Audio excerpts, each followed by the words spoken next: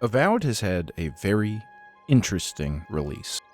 Made by Obsidian, a development team known for their expansive RPGs, this game lacked a lot of features that people expected to be there.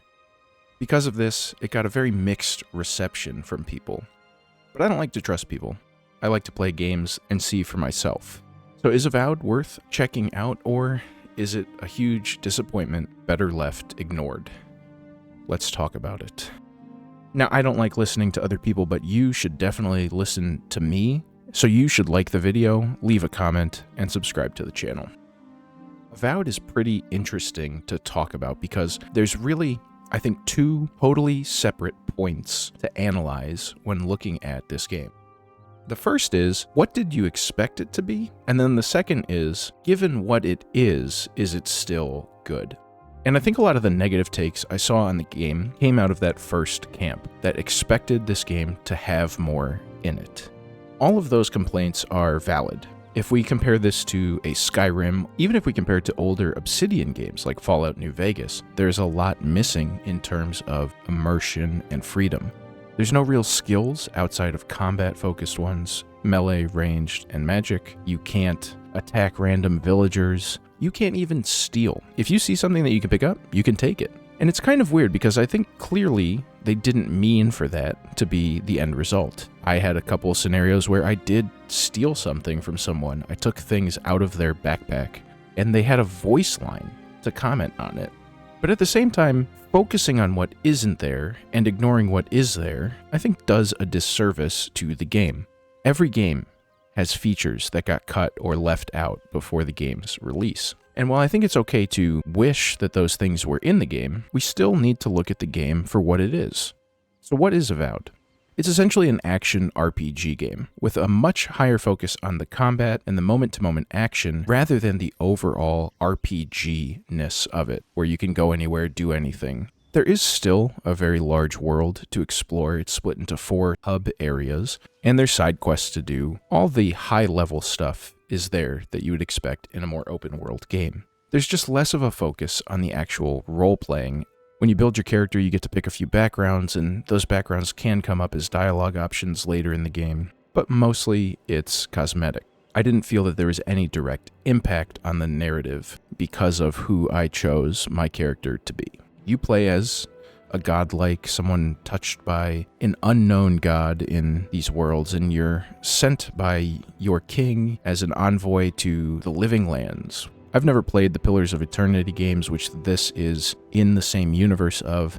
The main source of your investigation is the Dream Scourge, which is this disease that seems to be taking over people. They start growing mushrooms and stuff and having weird dreams, which interestingly looks like kind of the stuff you have growing on your face. Oh my goodness. The overarching narrative is fairly easy to follow even with no prior experience in these worlds, but I wouldn't call it very impactful.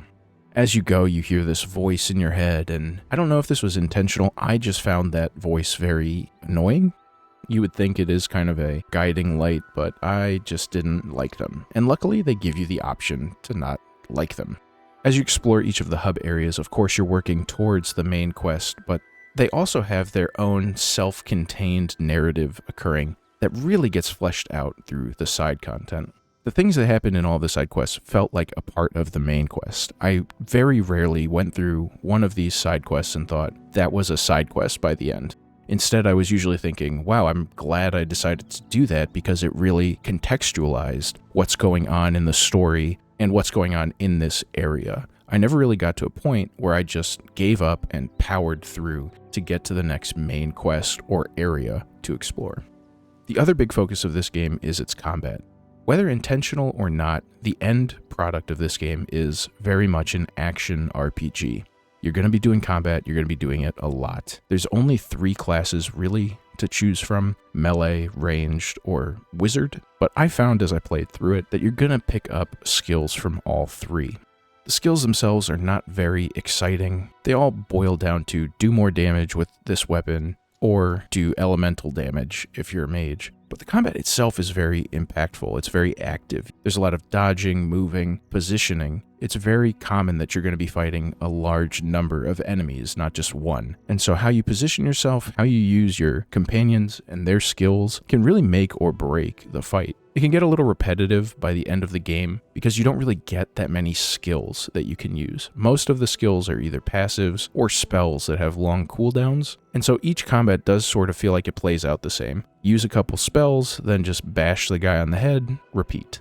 The skill trees are pretty large, and so you do have to make some very clear decisions on what you want your build to be. Luckily, you can respec at any time as long as you have the money for it, so this does allow you to try different things. I didn't find myself doing that too much, other than once I kind of realized that I was going to get way less skill points than there were skills. I went from spreading out points across a number of skills to really focusing in on the 4 or 5 that I wanted my character to have. The visuals in this game are also astounding. The different areas, locales, and the views that you come across during this game. Something I've very much noticed that I usually don't in games. I found myself stopping on occasion to look out over the mountains, out to the sea, or over the vast deserts.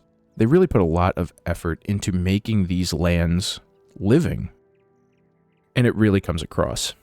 Unfortunately, I found the characters themselves very odd, and I think this is not a problem with Avowed. This is just a problem with modern technology. We have hit that uncanny valley, and honestly, it's not good. It's weird. They're stiff. It's very clearly a computer-generated person, but at the same time, it's very lifelike. But then the mouth moves weird in certain cases, and it throws it off again. I think games have gone too far when it comes to characters and how they look and how they feel in these games. And that's its own video, and it's not Avowed's fault necessarily. It's kind of the way it is now, and I don't like it.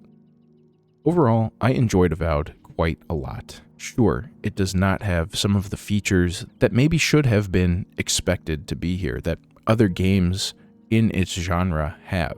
But what we got is still a complete package. It's just not the package that everybody expected, but I think that's okay. Sure, it would have been even better if it had some of those things that people were complaining about. Games already take long enough to make as it is. I'm sure they wanted to put more in there, but had to release the game at some point. That's also its own video. I don't know why games take so long to make. I don't know why they get so bogged down in development. But we can still look at what we got and say, is what we got good? And I think yes.